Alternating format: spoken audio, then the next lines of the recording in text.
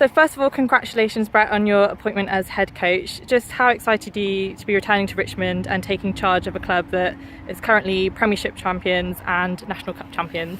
Really excited. To come back to Richmond anyway is a real joy, but I'd made it quite clear to quite a few people that I wanted to get involved in the women's game.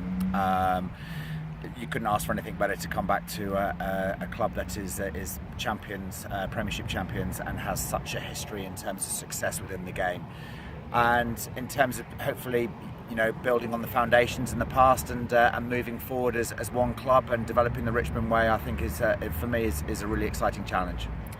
So Richmond has a big range of players, from beginner right up to elite level. What kind of challenge does this present to you as a coach? A brilliant challenge. I've made no excuse or not hidden from the fact that my role is to turn a third team player into a second team player, a second team player into a first team player, and a first team player into an international. We need to create a rugby home for everyone. We are one of the only clubs in the country and the world, I dare say, that has 3 women's teams, and that is a really, really special thing to have. And that for me is why I've been attracted to Richmond, because we can create a rugby home for everyone. Great. So looking ahead to this season, the first games kick off on the 11th of September. How are you planning on getting the girls into shape? What have you been up to in training so far? We've looked at a fair amount of conditioning which needed to be put into place, and I have to say the girls responded really, really well.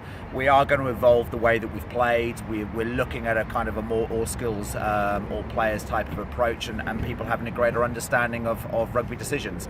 We're trying to create a pathway from third team to first team in playing the same type of way. I know that is not necessarily going to happen, but we will celebrate a player that starts in the third team and ends up playing in the first team, and I can see that happening this year. So using the success of last year and the coaching structures that we had in place, we are just adding a few more things to it to hopefully have a challenging but successful season.